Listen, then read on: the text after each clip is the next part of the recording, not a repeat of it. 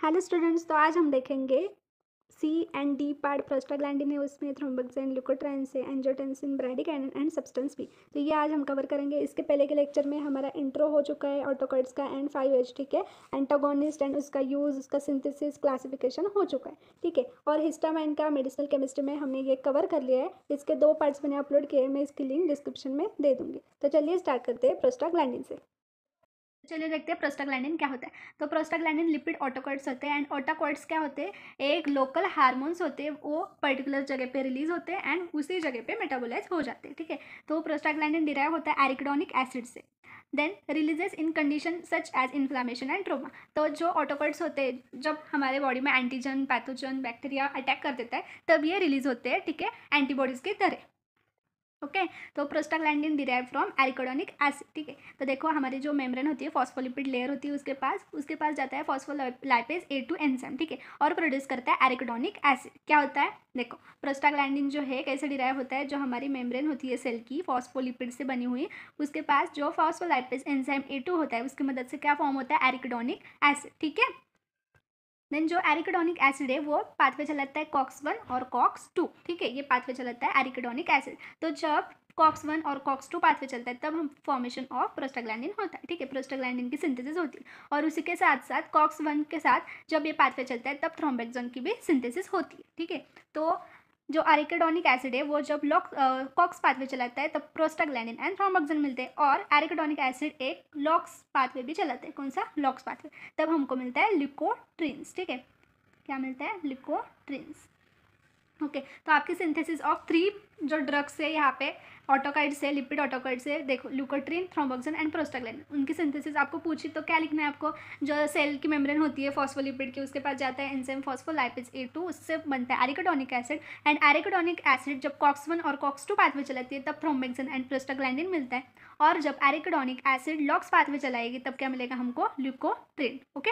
और जो एक COX-1 और 2 जो होता है, एक एंजाइम होता है, तो इसको हम हाउसकीपर भी बोलते हैं, ठीक है। जीपैट वगैरह में जो क्वेश्चंस आता है, COX-1 को क्या बोलते हैं, हाउसकीपर कौन होता है, वो उसका यूज़ क्या होता है, तो ये एक गैस्ट्रोप्रोटेक्टिव होता है, ये करता है अल्सर को ट्रीट, ठीक है, अल्सर को ट्रीट करता है। तो अल्सर का कैसे ट्रीट करता है, ये क्या करता है, म्यूकस का प्रोडक्शन बढ़ा देता है, और जो हमारा एसिड होता है, एसिड का प्रोडक्शन डिक्रीज कर देता है, ठीक है। तो म्यूकस की लेयर फॉर्म हो जाती है स्टमक में बहुत ज़्यादा, और जो एसिड है कम होता है, तो अल्सर्स वगैरह कम हो जाते हैं इससे, ओके। तो देखो प्रोस्टाग्लैंडिन, देन थ्रोम्बोक्सिन एंड ल्यूकोट्रिन, एक है आइकोसिनेट डेरिवेटिव, उनके पास होता है 20 कार्बन की अनसैचुरेटेड फैटी एसिड की चेन होती है, ओके। तो अब हम देखते हैं प्रोस्टाग्लैंडिन की फार्माकोलॉजिकल एक्शन क्या है, उसके रिसेप्टर कौन से।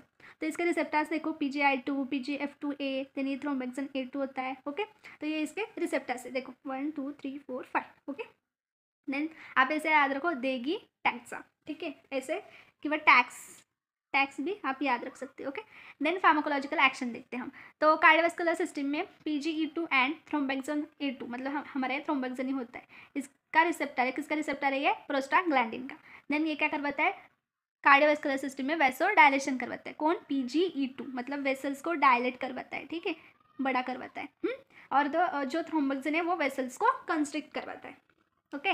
देन गैस्ट्रो इंटेस्टाइनल हमारा जो ट्रैक्ट होता है, उसमें प्रोस्टाग्लैंडिन एंड थ्रोम्बोक्सिन क्या करते हैं, stimulates gastro intestinal smooth muscles, result in colic and watery diarrhoea, इसकी वजह से हमको वाटरी डायरिया के सिम्टम्स देखने को मिलते हैं। देन देखो एयरवेज, तो एयरवेज में जो हमारे प्रोस्टाग्लैंडिन के रिसेप्टर्स है वो क्या यूज़ करते हैं, तो ये क्या करते हैं, ब्रोंकाल जो स्मूथ मसल्स है उनको रिलैक्स करवाते हैं। Then thromboxane A2, PGF2 alpha, ये क्या करता है, कॉन्ट्रैक्ट करवाते हैं उनको, तो ये दोनों रिलैक्स करवाते हैं, ये दोनों कॉन्ट्रैक्ट करवाते हैं, ओके। देन प्लेटलेट्स में इनका क्या फार्माकोलॉजिकल एक्शन है, तो जो TXA2 है ये क्या करता है, एग्रीगेशन इंड्यूस करवाता है, क्या करवाता है, इंड्यूस, मतलब वहाँ पे एग्रीगेशन होगा प्लेटलेट्स का, ओके। थ्रोम्बोक्सिन क्या है, एग्रीगेशन करवाता है ना, हमने एंटीप्लेटलेट में देखा है वो। देन PGI2 ये क्या करवाता है, इनहिबिट करवाता है एग्रीगेशन, तो जब हमको एग्रीगेशन करवाना है तो इससे जुड़ने वाला हमको एंटागोनिस्ट या एगोनिस्ट देना होगा, और PGI2 से जब इनहिबिट करवाना है तब देना पड़ेगा, ओके। देन किडनीज में क्या है इसका रोल, देन देखो PGE2 एंड PGI2 क्या करता है, रिनल वैसोडाइलेशन करवाते हैं, डायूरेटिक इफेक्ट शो करते हैं। डायूरेटिक वाला भी लेक्चर हमारा हो गया है, आप देख सकते हो प्लेलिस्ट में मैंने ऐड कर दिया है, या आप सर्च कर सकते हो कि फार्माबूस्ट ऐसे डालो डायूरेटिक, और वहाँ पे लिखो फार्माबूस्ट, आ जाएगा लेक्चर, ठीक है। और मैं डिस्क्रिप्शन में भी उसकी लिंक दे दूँगी। देन रिप्रोडक्टिव सिस्टम में ये क्या करवाता है, PGE2 एंड PGF2 अल्फा क्या कराता है, कॉन्ट्रैक्ट कराते हैं यूटेरस को वाइल चाइल्ड बर्थ, मतलब जब चाइल्ड की बर्थ होती है तब कॉन्ट्रैक्शन को इंक्रीज कराता है यूटेरस में। और PGS जो होता है प्रोस्टाग्लैंडिन क्या करता है, स्पर्म्स की मूवमेंट को इंक्रीज करता है, ठीक है। देन आई में इसका क्या यूज है, रिड्यूसेस इंट्राओकुलर प्रेशर, मतलब ग्लाउकोमा क्या, ग्लाउकोमा में जो इंट्राओकुलर प्रेशर है इंक्रीज हो जाता है, तो इसमें भी इसका यूज होता है। देन कैंसर देखो, promotes growth of cancer cell, so we give कॉक्स2 inhibitors to inhibit the growth of cancer, ठीक है। तो जब देखो कैंसर्स में क्या करवाता है, वो ग्रोथ करवाता है सेल्स की, ठीक है, फिर हम क्या देते हैं, कॉक्स2 के इनहिबिटर्स देंगे, तो क्या होगा, इनहिबिट होगी हमारे कैंसरस सेल्स की ग्रोथ, ठीक है। तो देन देखो एडवर्स इफेक्ट, डोज और route of administration determines efficacy and severity of adverse effect, मतलब जितना हम डोज दे रहे हैं या हम कौन से रूट से दे रहे हैं वो डिटरमाइन करते हैं इसके एडवर्स इफेक्ट क्या होंगे। तो नोजिया होता है, then vomiting, diarrhoea, watery diarrhoea, then headache, slow motion, dizziness, ये क्या हो गए उसके एडवर्स इफेक्ट्स हो गए। Then in some cases labour pain lead to foetal death, मतलब बहुत ज़्यादा लेबर पेन होगा, हमने देखा ना अभी कि यूटेरस का कॉन्ट्रैक्शन करवाता है, तो फीटल डेथ भी हो सकती है, यूटेरिन का रप्चर भी हो सकता है, ठीक है। देन इसके थेराप्यूटिक यूजेस, तो देखो गायनोकोलॉजिकली अबॉर्शन करवाता है, देन सर्वाइकल प्रीमिंग करवाता है, मतलब सर्वाइकल का dilation while child birth, okay, जब मतलब ऐसे सर्वाइकल होगा वहाँ से बेबी आता है तो उसको डायलेट करवा देगा इजीली चाइल्ड बर्थ के लिए, ओके। देन पेप्टिक अल्सर को ट्रीट करता है, प्रिवेंट प्लेटलेट एग्रीगेशन, ग्लाउकोमा को ट्रीट करता है, अभी हमने देखा कि क्या करता है वो इंट्राऑकुलर प्रेशर को रिड्यूस करवाता है, तो ग्लाउकोमा को ट्रीट करेगा। देन इरेक्टाइल डिसफंक्शन को सही करता है, देन पल्मोनरी हाइपरटेंशन को। देन ये हमारे प्रोस्टाग्लैंडिन के अगोनिस्ट, ठीक है, मतलब अगोनिस्ट क्या होते हैं, जो मिमिक करेंगे प्रोस्टाग्लैंडिन के एक्शन, तो नेचुरल होते हैं कुछ और जो प्रोस्टाग्लैंडिन के एनालॉग से कुछ, तो ये आप देख लो, ठीक है। आप इसका स्क्रीनशॉट ले सकते हैं या आप मेरे साथ ही साथ लिख भी सकते हो। देन हम देखते हैं थ्रोम्बोक्सेन्स, ठीक है, तो थ्रोम्बोक्सेन कैसे डिराइव हुआ, हमने अभी देखा कि ये सेल मेम्ब्रेन होती है, फॉस्फोलाइपेज के साथ रिएक्शन होती है और एरिकिडोनिक एसिड फॉर्म होता है और कॉक्स1 पाथवे चलता है और थ्रोम्बोक्सेन सिंथेज की हेल्प से बनता है हमारा थ्रोम्बोक्सेन, ठीक है। थ्रोम्बोक्सेन A2 क्या होता है हमारा, जो हमारा हो गया ऑटोकॉइड, हो गया हमारा लिपिड ऑटोकॉइड, ओके, ऑटोकॉइड। एंड जब थ्रोम्बोक्सेन कन्वर्ट होता है थ्रोम्बोक्सेन B2 में, तो ये होती है हमारी प्लेटलेट्स, ओके। देन देखो थ्रोम्बोक्सेन के रिसेप्टर कौन थे, ये थ्रोम्बोक्सेन होता है खुद, देन TBXA2 रिसेप्टर होता है, और ये दोनों कैसे टाइप के रिसेप्टर होते हैं, GPCR टाइप के रिसेप्टर। देन देखो इसका मैकेनिज्म ऑफ एक्शन, तो थ्रोम्बोक्सेन बाइंड्स विद जो इसके रिसेप्टर है और TBXA2 रिसेप्टर, इनके थेरापेटिक यूजेस क्या है, वेसो कंस्ट्रक्शन करवाता है, हाइपरटेंसिव एजेंट है, देन देखो प्लेटलेट एग्रीगेशन करवाता है एंड कंट्रोल हीमोस्टेटिक बैलेंस, तो जो हीमोस्टेटिक बैलेंस होता है उसको भी ये कंट्रोल करता है। देन इसके एडवर्स इफेक्ट देखो, ये क्या करता है, increase risk of thrombosis, thrombosis क्या होता है, देखो ऐसे हमारी वेन है, आर्टरी है, तो इसमें ये क्या करते हैं, इम्बोलस का फॉर्मेशन करवाता है, जब इसका इम्बोलस का फॉर्मेशन होगा तो हमारा जो ऑक्सीजन है या हमारा जो ब्लड है और ब्लड से जाते न्यूट्रिएंट्स है वो है इस आर्टरी से पास नहीं हो पाते, या आगे थोड़ी स्मॉल आर्टरी, तो ये जो इम्बोलस या थ्रोम्बस है वो इसमें स्टक हो जाता है, स्टक होने के बाद ऑक्सीजन और ब्लड की सप्लाई पर्टिकुलर ऑर्गन को नहीं मिलती। सपोज ये स्टक हो गया हमारे कार्डियोवास्कुलर सिस्टम के अंदर, हार्ट के पास जाने वाली वेसल के अंदर, तो क्या होगा, हार्ट अटैक आ सकता है या कंजस्टिव हार्ट फेलियर हो सकता है, या ये ब्रेन की तरफ ये वाली जो वेन है वो ब्रेन की तरफ जा रही है, तो क्या होगा, स्ट्रोक होगा या हाइपरटेंशन की कंडीशंस आ सकती है, ठीक है, ब्लड प्रेशर बढ़ सकता है। देन सपोज ये वाला थ्रोम्बस जा रहा है हमारे किडनी की तरफ, तो किडनी को डैमेज हो सकता है या किडनी फेल होने के चांसेस हो सकते हैं या इन्फ्लेमेशन हो सकता है। देन हम आ गए अभी ल्यूकोट्रिन्स के पास, ठीक है, ये क्या है, ट्राई इन से। देन देखो ये कैसे फॉर्म होता है, हमारा जो सेल मेम्ब्रेन होता है, देन उसके पास फॉस्फोलाइपेज होता है, वो कन्वर्ट होता है एरिकोडोनिक एसिड में, एरिकोडोनिक एसिड लॉक्स पाथवे जब चलाता है, लॉक्स मतलब होता है लिपोक्सिजीनेस पाथवे, लिपोक्सिजीनेस पाथवे, ओके। तो जब ये चलता है तो फॉर्म होता है ल्यूकोट्राइन्स, तो ल्यूकोट्राइन्स क्या होते हैं, वाइट ब्लड सेल्स में मिलते हैं हमको, वहाँ पे वो प्रेजेंट होते हैं। ल्यूकोसाइड्स वगैरह आपने सुना है ना, जब ब्लड का चैप्टर हुआ है तब है वहाँ में ल्यूकोसाइड्स या आयोनोफाइल्स वगैरह ऐसा कुछ है उसमें। देन ट्रांस के होते हैं, कंटेंस 3 डबल बॉन्ड्स, ठीक है, 3 डबल बॉन्ड होते हैं इनके पास। देन देखो इसके रिसेप्टर्स BLT एंड सिस-LT, क्या, BLT एंड सिस-LT। देन देखो BLT1 एंड BLT2 और सिस-LT1 एंड सिस-LT2, ये रिसेप्टर्स है इसके।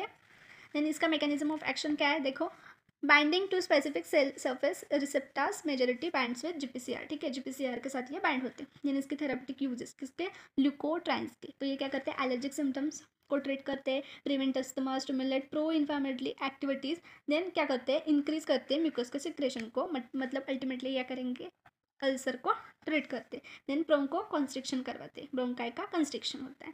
देन देखो लुकोट्राइन्स के जो साइड इफेक्ट्स होते हैं, ये थोड़ा सेडेटिंग होते हैं। एक एग्जांपल है मोंटे लुकास्ट, तो ये एक ना कोल्ड के लिए ट्रीट किया जाता है छोटे बच्चों में, मतलब 8 से 10 साल के बच्चों को देते हैं। तो ये सेडेटिंग होता है, मतलब वो सो जाते हैं, उनको नींद आ जाती है। Then nausea, upset stomach, vomiting, diarrhoea, abdominal pain वगैरह, कफ थ्रोट, कफ का मतलब थ्रोट का इन्फेक्शन हो सकता है।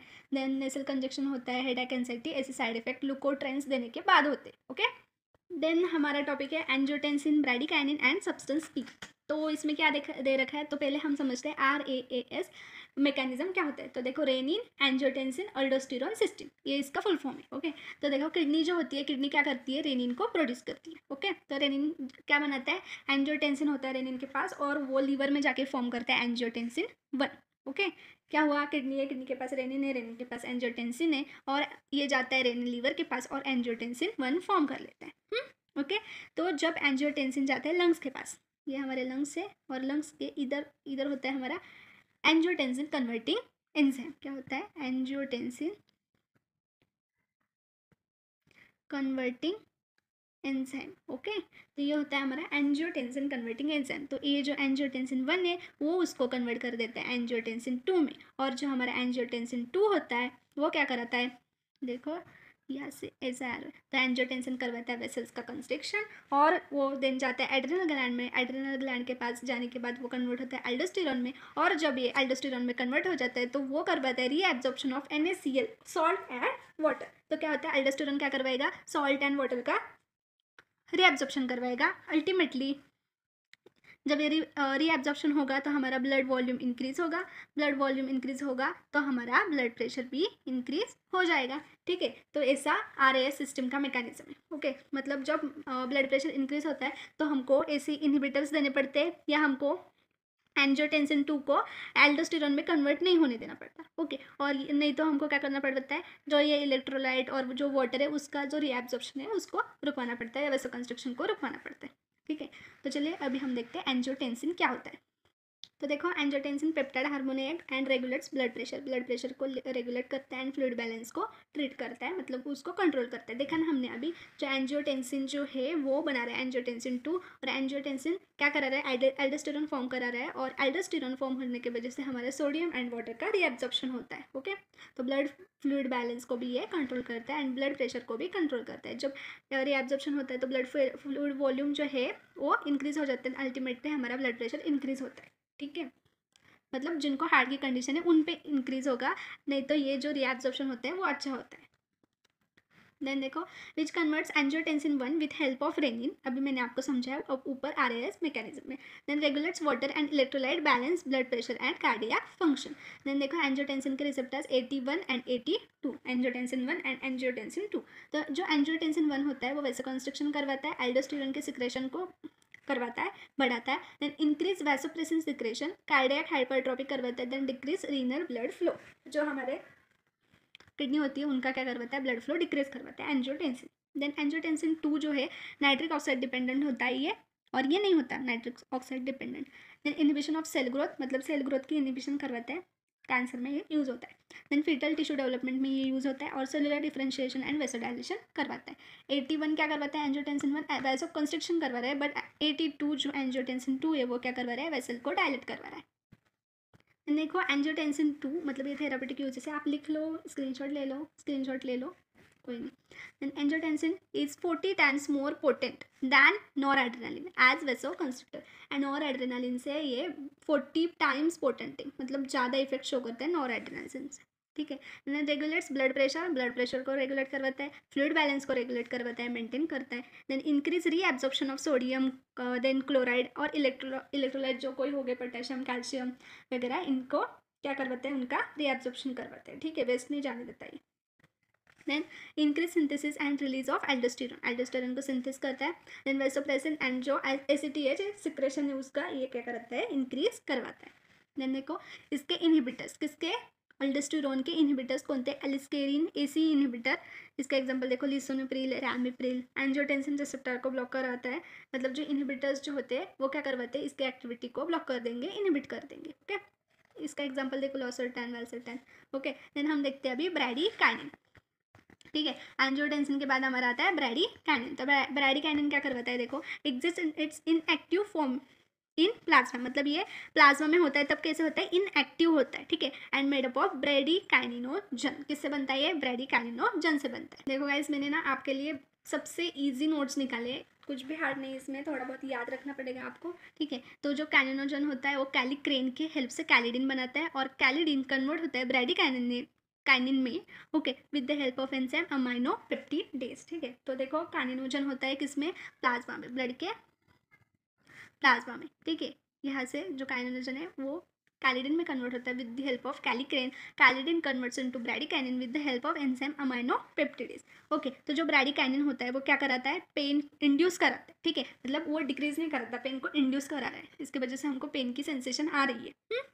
देन वेसल को डायरेक्ट करेगा और वैस्कुलर परमेबिलिटी जो है उनको इंक्रीज कर देगा। ठीक है, देन देखो ब्रोंकाई का कंस्ट्रक्शन करवाएगा, प्रोस्टाग्लैंडिन सिंथेसिस करवाता है, कौन करवाता है? हमारा bradykinin. Then opposite to angiotensin 2 है। ठीक है, एंजियोटेंसिन हमारा क्या करवाता है? वेसोडाइलेशन करवा रहा है, पर ये क्या करता है, देखो यहाँ पे मैंने लिखा है, देखो एंजियोटेंसिन वेसल को कंस्ट्रक्ट करवाता है, पर ब्रैडीकाइनिन वेसोडाइलेशन करवाता है। दैट इज जो एंजियोटेंसिन 2 है उसका अपोजिट है कौन?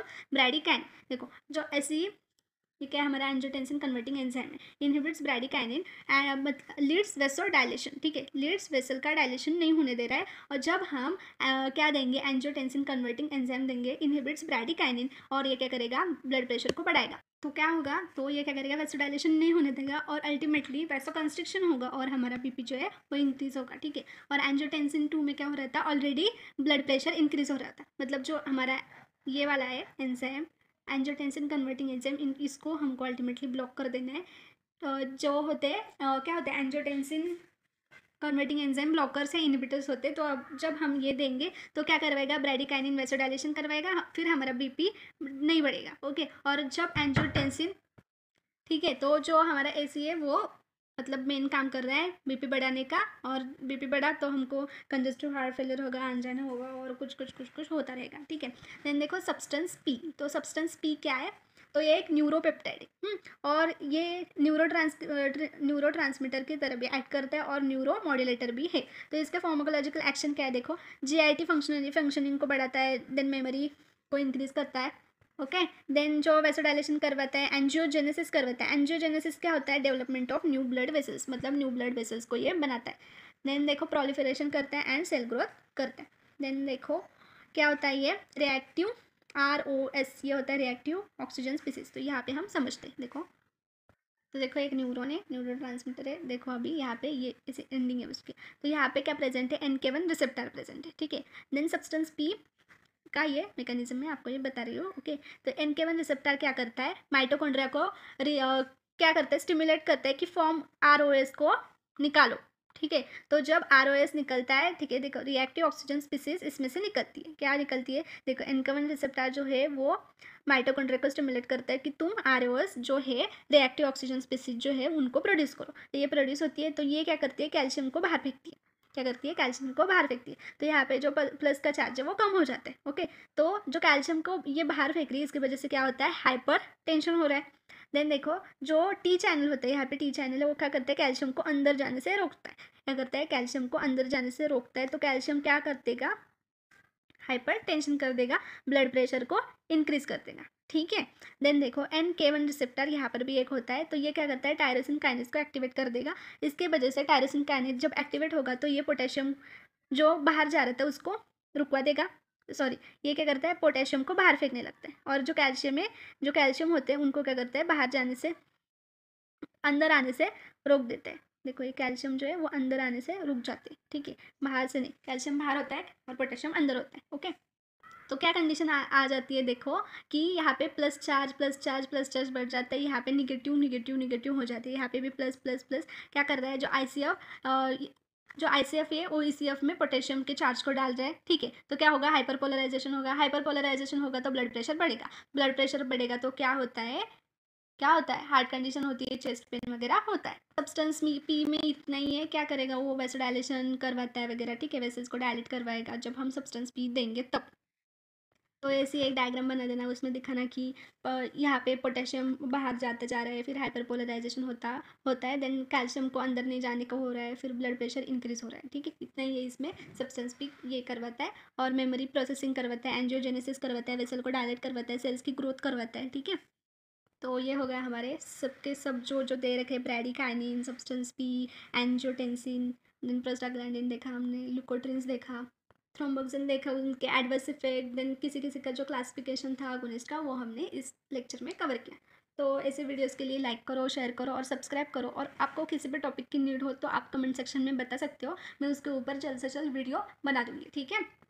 और ऐसे ही वीडियोस मैंने अपलोड किए मेडिसिनल केमिस्ट्री के, वो भी आप देखो, और मैंने बहुत इजी तरीके से आपको समझा दिया है, ठीक है।